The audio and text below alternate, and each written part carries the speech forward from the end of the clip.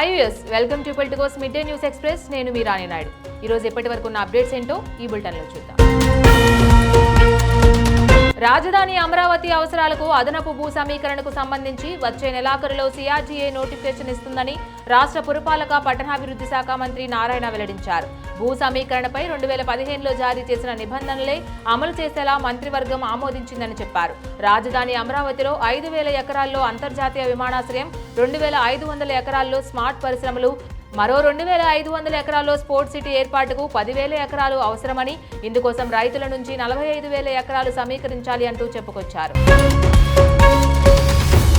యువతకు 20 లక్షల ఉద్యోగాల కల్పనే ప్రధాన లక్ష్యంగా రాష్ట్రంలో నైపుణ్య శిక్షణ అందించాలని ముఖ్యమంత్రి చంద్రబాబు అధికారులను ఆదేశించారు. టెక్నాలజీలో వస్తున్న మార్పులకు అనుగుణంగా ఉన్నత విద్యలో తీసుకురావాల్సిన కొత్త కోర్సులపై అధ్యయనం చేయాలని సూచించారు.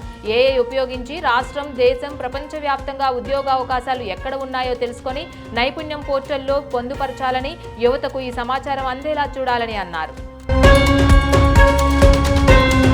శ్రీశైలం మహాక్షేత్రంలో వచ్చే నెల 1వ తేదీ నుంచి శ్రీ మల్లికార్జున స్వామి ఉచిత స్పర్శ దర్శనాన్ని పునఃప్రారంభించనున్నట్లు దేవస్థానం ఈవో ఎం శ్రీనివాసరావు తెలిపారు. వారంలో మంగళవారం నుంచి శుక్రవారం వరకు మధ్యాహ్నం 1:45 నుంచి 3:34 వరకు ఉచితంగా స్పర్శ దర్శనాన్ని అమలు చేయనున్నట్లు వెల్లడించారు. ఇందుకోసం కంప్యూటరైజ్డ్ టోకెన్ విధానాన్ని అమల్లోకి తీసుకొస్తామని చెప్పారు. ప్రస్తుతానికి దేవస్థానం వద్ద టోకెన్లు జారీ చేస్తామని, తరువాత ఆన్లైన్లో నమోదు చేసుకునే విధానం ప్రవేశపెడతామని తెలిపారు. టోకెన్లలో భక్తుల పేరు, ఆధార్, అలాగే ఫోన్ నెంబర్, క్యూఆర్ కోడ్ ఉంటాయని చెప్పారు.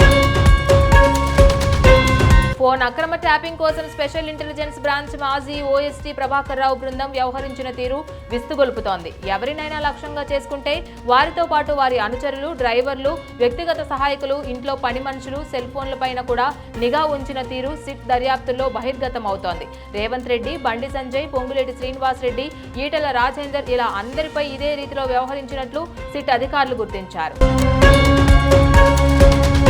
గంపెడాశలతో కొత్త ఆహార భద్రతా కార్డుల కోసం దరఖాస్తు చేసుకున్న వారికి తొలి అనుభవంగా నిరాశ ఎదురైంది.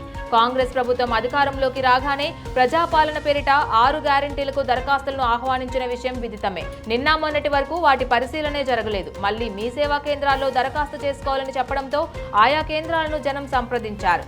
ఆ దరఖాస్తులను జిల్లా పౌర సరఫరాల శాఖ వాటిని పరిశీలించింది. కొత్త కార్డులను మంజూరు చేసింది. ఈ సంతోషంతో కార్డుదారులు రేషన్ డీలర్లకు వద్దకు పరుగులు తీయగా వీరందరికీ జూన్ నెల రేషన్ కోటా రాలేదని డీలర్లు చెప్పేశారు.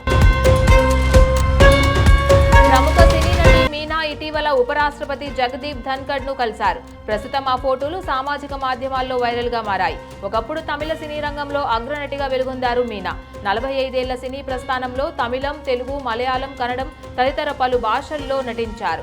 ఆమె భర్త 2022లో అనారోగ్యంతో మృతి చెందారు. కుమార్తె నైనికా విజయ్ తెరీ సినిమాలో నటించింది. ఈ నేపథ్యంలో ఇటీవల ఢిల్లీ వెళ్లిన మీనా ఉపరాష్ట్రపతి జగదీప్ ధన్కడ్ ను కలిశారు. ఆ ఫోటోలు ప్రస్తుతం సామాజిక మాధ్యమాల్లో వైరల్ కావడంతో ఆమె బీజేపీలో చేరనున్నారనే ప్రచారం జోరుగా సాగుతోంది.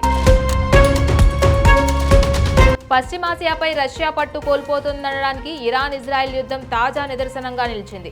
చిరకాల మిత్ర దేశమైన సిరియాతో సంబంధాలు తెగిపోవడం, లెబాన్కు చెందిన హెజ్బొల్లాతో అనుబంధం బలహీనపడడం వంటి పరిణామాలు ఇప్పటికే పశ్చిమాసియాలో రష్యా స్థాయిని దిగజార్చాయి. తాజా పరిణామాలతో మరో కీలక మిత్ర దేశమైన ఇరాన్ కూడా రష్యాకు దూరమయ్యే పరిస్థితులు నెలకొన్నాయి.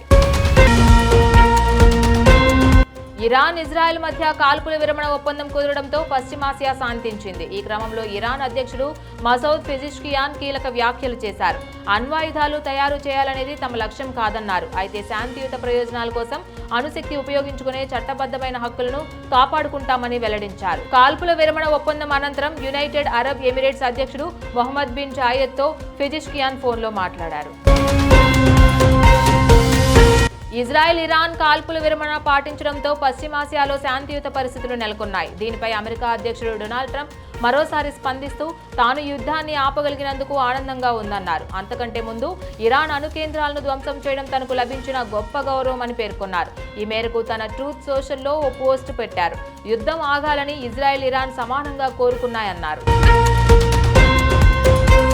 ఇంగ్లాండ్తో టెస్ట్ సిరీస్ను భారత్ ఓటమితో ప్రారంభించింది. ఈ సిరీస్లో చాలా వరకు ఆతిథ్య జట్టుపై ఆధిక్యం కనబరిచిన టీమిండియా చివరి రోజు తేలిపోయి ఓటమిని మూటగట్టుకుంది. ఈజీగా గెలిచే స్థితి నుంచి అనూహ్యంగా తడబడి పరాజయం పాలైంది. 371 పరుగుల లక్ష్యాన్ని కాపాడుకోలేకపోయింది.